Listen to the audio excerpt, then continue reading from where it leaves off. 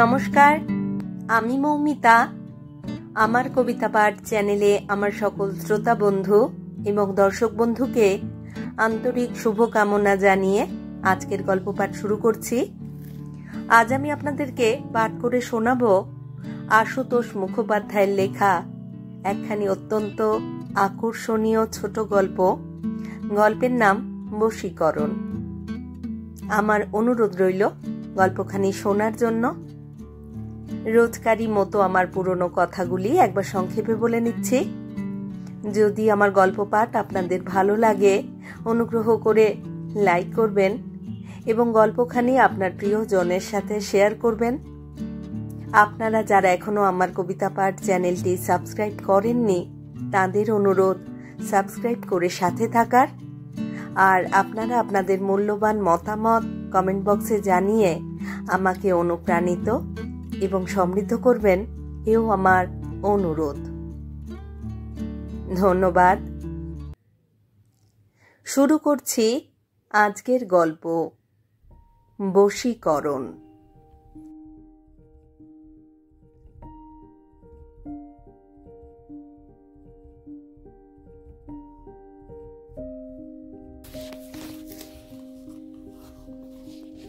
দুপুরে খাবার টেবিলে বসে মিনতি কিছু বলবে বলে উসখুস করছে। সেই থেকে মানুষটাকে আর চোখে দেখছে থেকে থেকে অমরেশের হাত নড়ছে, আহার্য মুখে উঠছে, মুখ চলছে, অথচ মনটা যে আর কোথাও উধাও সেটা স্পষ্ট বোঝা যায়।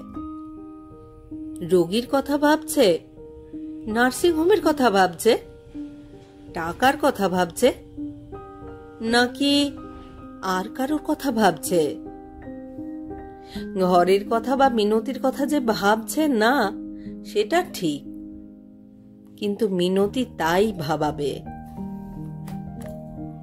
আসল কথায় পৌঁছবে বলে 5 কথা সেই বলে যাচ্ছে। আজ আসতে এত দেরি হলো কেন? কটি রোগী দেখা হলো? এত খাটলে ডাক্তারকেই রোগী হতে হবে। নার্সিং হোমের নতুন এক্সটেনশন কদ্দূর? বাবুর্চিটা আজকাল রান্নায় ফাঁকি দিচ্ছে। বাড়ির কর্তা একটা কথাও না বললে এই রকমই হয়, ইত্যাদি ইত্যাদি। অমরেশ 2-1 কথায় জবাব দিয়েছে, দরকার মতো একটু আধটু হেসেছে। কিন্তু এ রাজ্যে সে যে নেই সেটা মিনতি অনেকক্ষণই জানে। চোখ দুটো 2-1 বার খড়খড়ে হয়ে উঠেছে তার। 2 ভুরুর মাঝে কুঞ্চন রেখাও পড়েছে 2-1টা। বেশ অনেকদিন হয়ে গেল মিনতি এই ব্যাপারটা লক্ষ্য করছে আবার, কিন্তু লক্ষ্য যে করছে সেটা জানতে দেয়নি, বুঝতেও দেয়নি, আজও দিল না। জিজ্ঞাসা যে একেবারে করে না তাও না, কিন্তু করা না করা সমান। বড় ডাক্তারের পেশাটাই জোরালো কৈফিয়ত। রোগীর জ্বালায় অস্থির, নার্সিংহোমের 17 ঝামেলায় হিমশিম। রোগীর হিড়িকও মিথ্যে নয়, নার্সিংহোমও বাড়ছেই, কৈফিয়তে ফাঁক নেই। তবু ফাঁক চোখে পড়ে মিনতির। সেই ফাঁক মিনতি জানবে না তো কে জানবে? খাওয়া প্রায় শেষ হয়ে এসেছিল। আর 5টা কথার মতোই খুব সাদামাটা ভাবে মিনতি কথাটা বলল, যেন মনেই ছিল না এতক্ষণ। শোনো, ভালো কথা, শানুর জন্য দেখে শুনে একটা টিউটর রাখতে হবে। পারো তো একটু খোঁজ খবর করো, আমিও দেখছি। ব্যাস, এই একটি কথাতেই অমরেশের ভাবনা চিন্তা সব কটা সুতো যেন একসঙ্গে ছিঁড়ে গেল। চড়া রোদের মুখে কুয়াশার মতো অন্যমনস্কতার আবরণ নিশ্চিহ্ন হয়ে গেল। মিনতির দিকে প্রায় ঘুরে বসল সে। কৌতূহলের জবাবটা ওর মুখেই লেখা যেন। কেন, রমেশ বাবুর কি হলো? চলে গেছে। সংক্ষিপ্ত জবাব দিয়ে মিনতি তাড়াতাড়ি উঠে হাত মুখ ধুতে চলে গেল। অমরেশ খানিকক্ষণ হাঁ করে চেয়ে রইল সেই দিকে। এমন সংবাদ আশা করেনি সেটা সুস্পষ্ট। লোকটি 5 বছর ধরে এই বাড়িতে আছেন, মাঝবয়সী সাধাসিধে মানুষ, মিনতিরই দূর সম্পর্কের আত্মীয়। ছেলেটাকে ভালোবাসতেন, যত্ন করে পড়াতেন। 7 থেকে 11 বছর বয়স পর্যন্ত ছেলে কোনোদিনও প্রথম ছেড়ে দ্বিতীয় হয়নি। ভদ্রলোক শনিবার বাড়ি যান আর সোমবার ফেরেন। বছরে 1-8 মাস ছুটি ছাটা নেন, কিন্তু সে সময়ের জন্যও অন্য মাস্টার রাখার প্রশ্ন ওঠে না। তার এবারের যাওয়াটা সেরকম যাওয়া নয়। হাত মুখ ধুয়ে অমরেশও ঘরে এলো। মিনতি মশলার কৌটো থেকে মশলা খুঁটে তুলছে। অমরেশ সিগারেট ধরালো। রমেশবাবু চলে গেলেন কেন? এই জেরার বিড়ম্বনাই যেন এড়াতে চেষ্টা করছিল মিনতি। বিব্রত মুখে হেসে ফেলল। মা, গেলে আমি কি করব? তার ঘর সংসার আছে না? চিরকাল তোমার ছেলে আগলে বসে থাকবে নাকি? অমরেশ চেয়েই আছে, সিগারেট টানছে। হাসির আভাসটুকু গোপন করছে না। নিরীহ কৌতুকে বলল, 5 বছর তো ছিল। ছিল তো ছিল। মিনতি প্রায় রাগ করে বিছানার একধারে বসল। তুমি ভালো দেখে একজন ঠিক করো লোক, নইলে ছেলেটার ক্ষতি হবে। অমরেশ তার সামনে ছোট টেবিলটায় আধ বসা হয়ে সিগারেট টানছে আর হাসছে মিটিমিটি। লোকের জন্য ভাবনা নেই। বেশ ভালো লেখাপড়া জানা একটি ছোকরা আমার হাতেই আছে। আসতে বলবো খন? দেখো, ভালো হবে না বলছি। তর্জনে তেমন ভ্রুক্ষেপ করল না অমরেশ। তেমনি হালকা কৌতুকে বলল, তোমার কাণ্ডই আলাদা। একটু আধটু সহ্য করলেও তো পারতে। কোথায় খুশি হবে না দিলে একেবারে সরিয়ে? মিনতি ভুরু কোঁচকাল। একটু আধটু সহ্য যে করিনি তোমাকে কে বললে? তোমার চোখ আছে কোনো দিকে? আপাতত আছে, আর সেটা মিনতির দিকে। সেই চোখে নতুন করে আবার কিছু আবিষ্কারের চেষ্টা, যা সে অনেকদিন দেখেনি, যা তার অনেকদিন দেখার কথা মনে পড়েনি। সেই জন্যেই আনন্দ, আর সেই জন্যেই পরিতাপ। খুশি মুখে বলল, ব্যাপারটা তলায় তলায় তাহলে অনেক দূর গড়িয়েছিল। মিনতির চোখে রাগ, ঠোঁটের ফাঁকে নিরুপায় হাসির আভাস। সিগারেট অ্যাশপটে গুঁজে অমরেশ বিছানায় এসে শটান শুয়ে পড়ল। মিনতি অবাক। হুমা, শুয়ে পড়লে যে? এক্ষুনি না নার্সিং হোমে ছুটতে হবে বলছিলে? অমরেশের একটুও তাড়া নেই।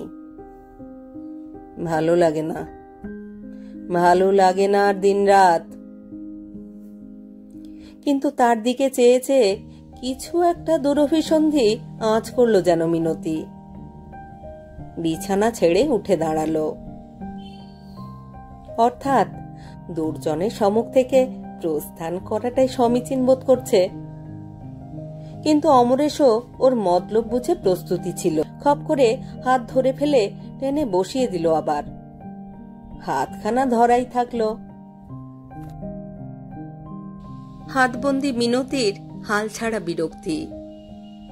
যাও, দিনকে দিন যেন কি হচ্ছ তুমি। আমাকে তো আর তাড়াতে পারবে না।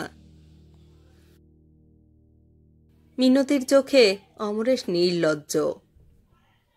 তোমাকে সব থেকে আগে তাড়ানো উচিত।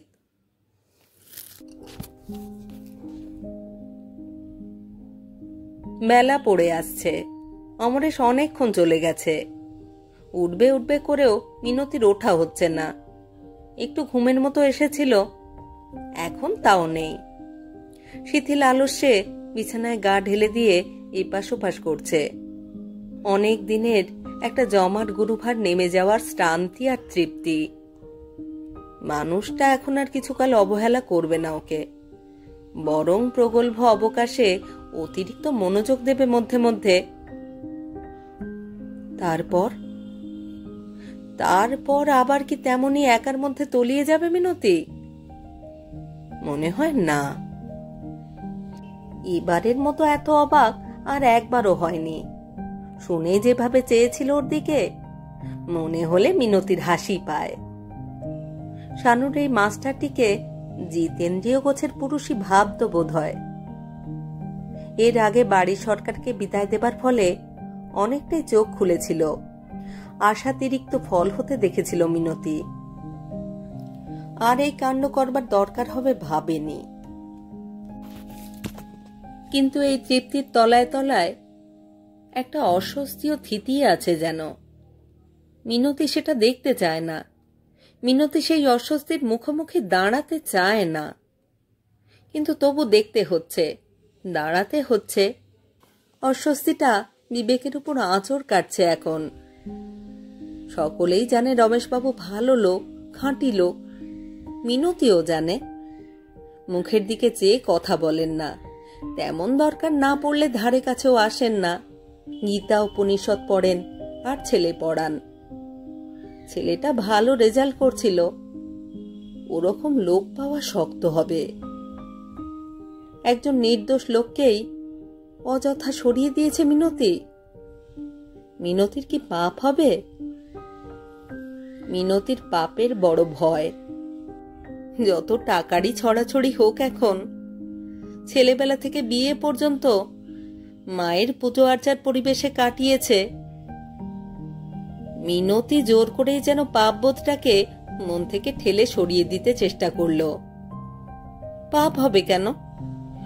লোকটার মাথায় তো আর অপবাদ কিছু চাপাতে যায়নি, বরং সকাতরে বিদায় দিয়েছে তাকে। 4 মাসের মাইনে জোর করে গুঁজে দিয়েছে, আর বলেছে ছেলেকে এবার থেকে নিজে পড়াবে, নিজের মনের মতো করে মানুষ করবে। শুয়ে বসে তার সময় আর কাটে না। কাটে নাই তো, না হয় মাস্টার আর রাখবেই না, সত্যি সত্যি নিজে পড়াবে। মা কি নিজের ছেলেকে পড়ায় না নাকি? অবশ্য অমরেশের কাছে তাকে এভাবে বিদায় করার হেতুটা বিকৃত করে বলতে হয়েছে, কিন্তু সেটা তো অমরেশেরই একটা বিকৃতি সারানোর জন্যে। সেই অপবাদ ওই ভদ্রলোককে স্পর্শ করবে কেন? রোগ ছাড়াতে হলে অমরেশ নিজে তেতো ওষুধ দেয় না রোগীকে? এ ওষুধ ছাড়া আর কি? ঠাকুর পাপটাই দেখবেন, আর কোন প্রাণের দায় সে যে করেছে এই কাজ সেটা দেখবেন না? ওর কি মনের তলায় এতটুকু পাপ আছে? শুধু নিজের স্বামীটিকে একান্তভাবে নিজের কাছে ধরে রাখতে চেয়েছে, স্বামীর মঙ্গল চেয়েছে, সেটা কি পাপ? নিজের সঙ্গে বোঝাপড়া করে হালকা হবার চেষ্টা মিনতির। মোটামুটি অবস্থাপন্ন ঘরের মেয়ে মিনতি। 3টি বোন ওরা, ভাই নেই, তাই বাপের আদর একটু বেশি মাত্রায় পেয়েছে। তেমন সুন্দর নয় দেখতে, কিন্তু সাজলে গুজলে একেবারে খারাপও দেখাতো না। বিশেষ করে মিনতির স্বাস্থ্যটি বরাবর ভালো। রূপ না থাক, বাঙালি মেয়ের অমন সুঠাম তনু প্রাচুর্য খুব বেশি চোখে পড়ে না। রূপ নেই বলেই হয়তো মিনতির এদিকে নজর ছিল, যত্নও ছিল। অমরেশ ডাক্তারি পাশ করে বেরুবার 1 বছরের মধ্যে বিয়ে। অবস্থার দিক থেকে সেটা অসম বিয়েই বলা যেতে পারে। বৃত্তি পাওয়া ছেলে না হলে অমরেশের ডাক্তারি পড়া হতো না হয়তো। পাশ করার পর এক আত্মীয় মুরব্বী শ্বশুর ধরে দিয়েছিলেন ওকে। অমরেশের তখন বাড়ি গাড়ি ছিল না এমন। বিয়ের পরেও অনেকদিন টেনে হিঁচড়ে দিন কেটেছে। সেই সময় মিনতি লোকটার মধ্যে একটু দুর্বলতা আবিষ্কার করেছিল। মিনতি ভিড়ের মধ্যে ট্রামে বাসে উঠতে চাইত না।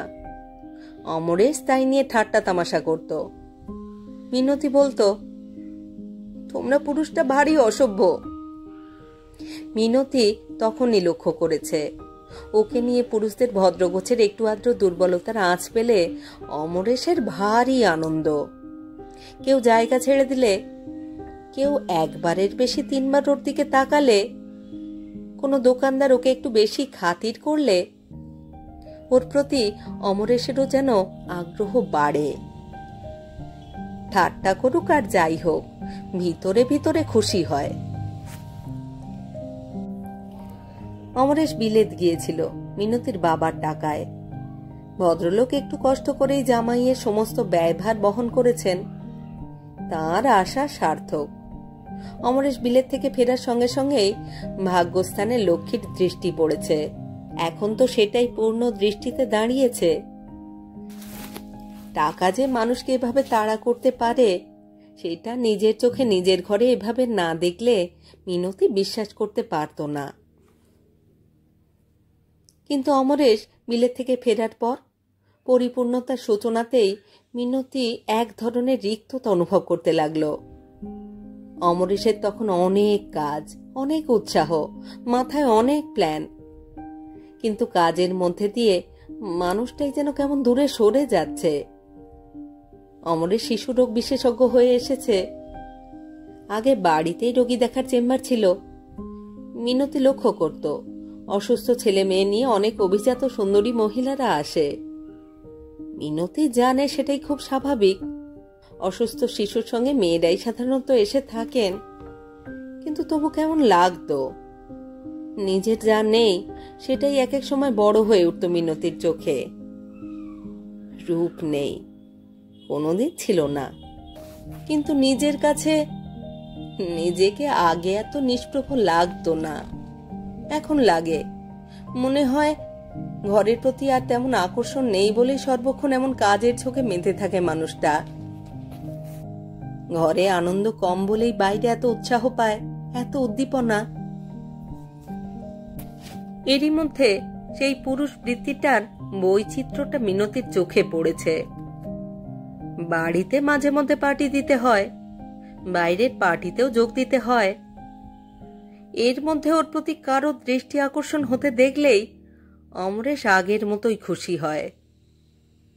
তার আকর্ষণে নতুন রং ধরে।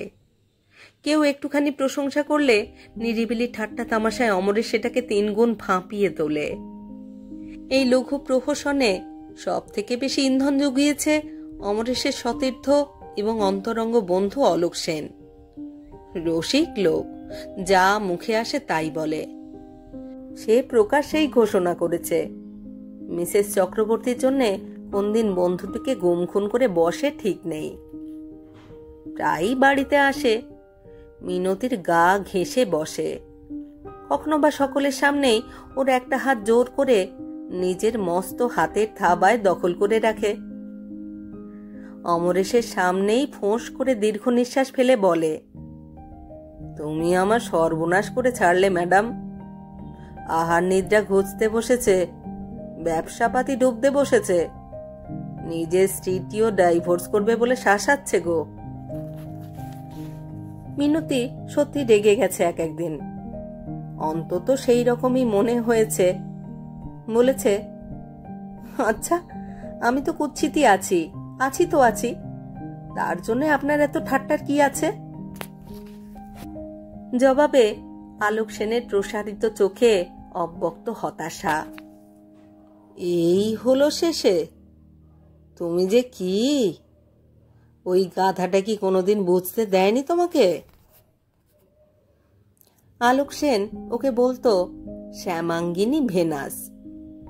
মিনতির গায়ের রং তেমন কালো নয় বলেই তার দুঃখ। নিছক অন্তরঙ্গ হাসি কৌতুকের ব্যাপার। কিন্তু মিনতি এরও সুবাঞ্ছিত প্রতিক্রিয়া লক্ষ্য করেছে, রং বদল দেখেছে। মিনতি প্রথম অস্ত্র নিক্ষেপ করে বসেছিল বছর 4 আগে। অমরেশ তখন ব্যতিব্যস্ত, নাওয়া খাওয়ার সময় নেই। জনা কতক বন্ধু মিলে মস্ত একটা পরিকল্পনা ফেঁদে বসেছে। জমি কিনেছে, নার্সিংহোমের বিল্ডিং উঠেছে সেখানে। সেই প্রধান উদ্যোক্তা। মাথায় শুধু প্ল্যান আর নকশা আর টাকা পয়সার হিসেব। মিনতির নিজেকে সব থেকে বেশি পরিত্যক্ত মনে হয়েছিল তখনই। এত বড় একটা ব্যাপার হচ্ছে, মিনতিরও আনন্দ, কিন্তু সেই আনন্দের উপরে থেকে থেকে বিমর্ষ ছায়া পড়েছে একটা। কাজের মতো কাজ পেলে অমরেশ যে ওকে তুচ্ছ করতে পারে সেই সত্যটা যেন স্পষ্ট উপলব্ধি করেছে। একটা কথা বলবো, কানে যাবে? দিন দিন যা হচ্ছ তোমাকে তো কিছু বলাই দায়। নিস্পৃহ গলায় বললেও প্রায় নির্মম একাগ্রতায় মিনতি অমরেশের চিন্তার সুতোটা ছিঁড়ে দিয়েছিল। বলছি, ঠাকুরপুর চট করে একটা বিয়ে দিয়ে দাও, মেয়েটি সুন্দরী হলে ভালো হয়। তারপর বুঝতে না পারে এভাবে, আর শোনো, কোথাও থাকার ব্যবস্থা করো ওদের, সুবিধে মতো। চাকরি বাকরি যতদিন না হয় ততদিন তুমি না হয় খরচ চালাবে, তাছাড়া কাঁধে ভার না চাপালে ওরকম গা ছাড়া লোকের দ্বারা চাকরির জোগাড়ও হবে না কোনোদিন। শেষের কথা কটা শুধু বলার জন্যই বলেছে, ওটা যে আসল কথা নয় অমরেশেরও বুঝতে বেগ পেতে হয়নি। প্রস্তাব শুনে অমরেশ আকাশ থেকে পড়েছিল। উপলক্ষ অমরেশের ছোট ভাই সমরেশ, এমএ পাস, একসঙ্গেই থাকতো, খবরের কাগজ দেখে চাকরির দরখাস্ত করত, আর শুয়ে বসে ইংরেজি নভেল পড়ে কাটাতো। বৌদি আর ভাইপোর উপর টান দেখে অমরেশ তার উপর খুশি ছিল, তাছাড়া ভাইকে ভালোবাসে। হতভম্ব অমরেশ গোপনে মিনতিকে অনেক জেরা করেছে। তারপর মিনতি বেশিরভাগই জবাব দেয়নি, যাও বলেছে আভাসে বা ছদ্ম বিড়ম্বনায় হেসে ফেলে বলেছে। সরাসরি বলার থেকেও এই অস্পষ্টতার ইঙ্গিত অনেক বেশি ফলপ্রসূ। 3 মাস যেতে না যেতেই সমরেশের চাকরি হয়েছে। চাকরিটা অমরেশই সংগ্রহ করে দিয়েছে। কর্মস্থলে কোয়ার্টারও আছে। সমরেশ চাকরি নিয়ে কোয়ার্টারে চলে গেছে, কিন্তু বিয়েতে রাজি হয়নি।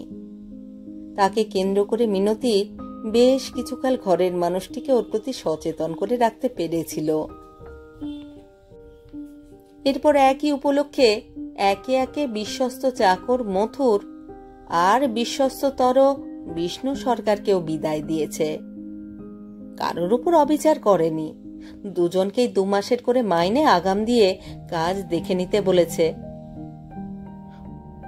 অন্যদিকে অমরেশের জেরায় পড়ে নিরুপায় ঝাঁঝে জবাব দিয়েছে, আমার খুশি আমি তাড়িয়েছি, তোমার কি?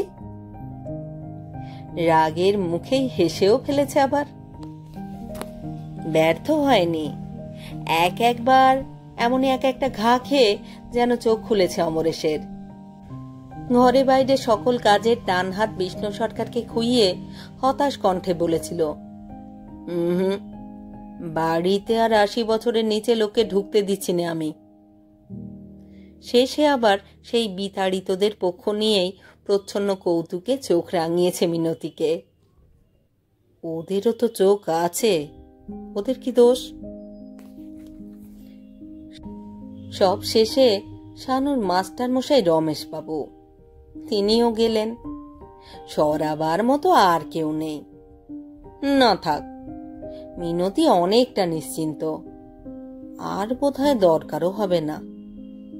ঠাকুর যেন মুখ তুলে চান।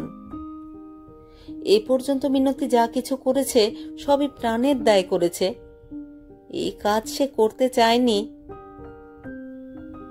ঠাকুর মুখ তুলে চাইলেন। অমরেশের কাজের চাপ দিন দিন বাড়ছে, পসার বাড়ছে, নার্সিংহোমের কলেবর বৃদ্ধি হচ্ছে। তবু মিনতির মনে আনন্দ আছে। প্রতিটি প্ল্যান নিয়ে অমরেশ ওর সঙ্গে আলোচনা করে, পরামর্শ করে। সকালে চায়ের টেবিলে বসে গোটা দিনের প্রোগ্রাম মিনতির চোখের সামনে তুলে ধরে। এত ব্যস্ততার মধ্যেও ওর কাছে আসার জন্য ফাঁক খোঁজে। একটা কাজের ঝামেলার পর একান্ত করে শুধু দুজনের জন্যই একাধটা প্রোগ্রাম করার জন্য উন্মুখ হয়ে ওঠে। 6 মাস না যেতেই ঠাকুর গোটাগুটি মুখ তুললেন সম্ভবত। ভরা তৃপ্তির মধ্যে মিনতির হঠাৎ একদিন খেয়াল হলো, স্বামীর এত বড় নার্সিং হোম, এত নাম ডাক, অথচ সেই নার্সিং হোমে সে নিজে গিয়ে ভালো করে একটাবার দেখেও এলো না। সেই ভিত্তি স্থাপনের উৎসবে যা একদিন গিয়েছিল, অবশ্য শহরের আর এক প্রান্তে নার্সিং হোম, তবু গাড়িতে যেতে আসতে কতক্ষণ আর। ইচ্ছে থাকলে রোজ একবার করে যেতে পারে। ইচ্ছেটা এতদিন হয়নি বলেই অনুশোচনা। স্ত্রীর কর্তব্যে এটা মস্ত ত্রুটি বই কি। সেদিন দুপুরে গাড়ি নিয়ে নার্সিংহোমের উদ্দেশ্যে বেরিয়ে পড়ল। অমরেশকে কিছুই বলেনি, এতদিন বাদে বলাটাই লজ্জার। ফিরে এসে বলবে, আর সেখানে যদি দেখা হয়ে যায় আনন্দের ব্যাপারই হবে। প্রোগ্রাম যা শুনেছে দেখা হওয়াই সম্ভব। নার্সিংহোম দেখে মিনতির দু চোখ জুড়িয়ে গেল। মনে মনে গর্ববোধ করতে লাগলো সে। তার পরিচয় পেয়ে হাসপাতালের দুজন কর্মচারী দৌড়ে এসে ম্যানেজারকে খবর দিতে গেল। সেই দেখাবে শোনাবে। ডিরেক্টর সাহেব, অর্থাৎ তার স্বামীটি কোথায় কাজে বেরিয়েছে শুনল। ম্যানেজার সামনে এসে দাঁড়াতে মিনতি হতভম্ব। ম্যানেজার মিনতির দেওর সমরেশ। শুকনো মুখে মিনতি হাসতে চেষ্টা করলো একটু।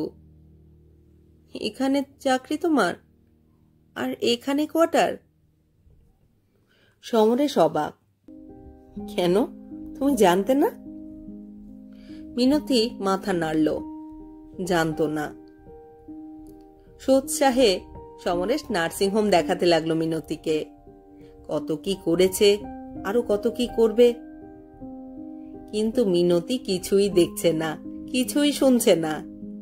কারণ আরো কিছু তার দেখা হয়ে গেছে, আরো কিছু শোনা হয়েছে। বাড়ির চাকর মথুরকে দেখেছে, আর শুনেছে সে এখানকার হেড জমাদার। বিষ্ণু সরকারকেও দেখেছে, আর শুনেছে সেও এখানে প্রধান সরকার। শানুর মাস্টার রমেশ বাবুকেও দেখল।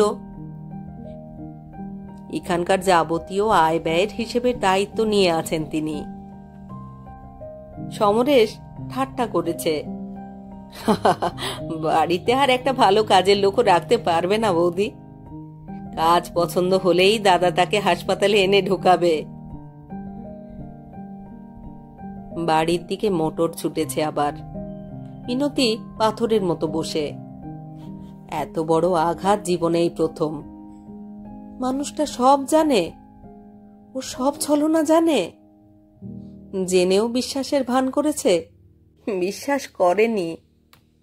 বিশ্বাস করেনি বলেই সব কটা লোককে কাজে বহাল রেখেছে, একজনকেও ছাড়েনি। আর সম্প্রতি তার এই কাছে আসাটাও নিছকই ওকে তুষ্ট রাখার জন্য। বাড়ি ফিরে মিনতি আত্মহত্যার চেষ্টা করবে কিনা তাও ভেবেছে। এত বড় লজ্জা নিয়ে জীবনে আর মুখ দেখাবে কেমন করে?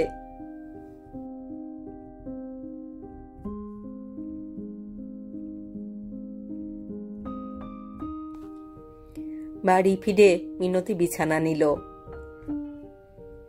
ক্রোধ আর ক্ষোভ চোখের জল হয়ে বেরিয়ে আসতে লাগলো। মিনতি কাঁদতে লাগলো। এত কান্না মিনতি জীবনে কাঁদেনি। কিন্তু আশ্চর্য, কেঁদে কেঁদে মিনতির হালকা লাগছে। যাতনাটা আর তেমন করে বিঁধছে না। লজ্জাটা তত আর প্রাণঘাতী মনে হচ্ছে না। মুখ দেখানোটা একেবারে অসম্ভব হবে ভাবছে না। তবু কাঁদছে মিনতি, কাঁদছে আর তলায় তলায় স্বাচ্ছন্দ্য বোধ করছে। মিনতির রোগ সেরেছে, অনেক দিনের রোগ। মিনতি এতদিন যা করে এসেছে আর তা কোনোদিনও করতে হবে না।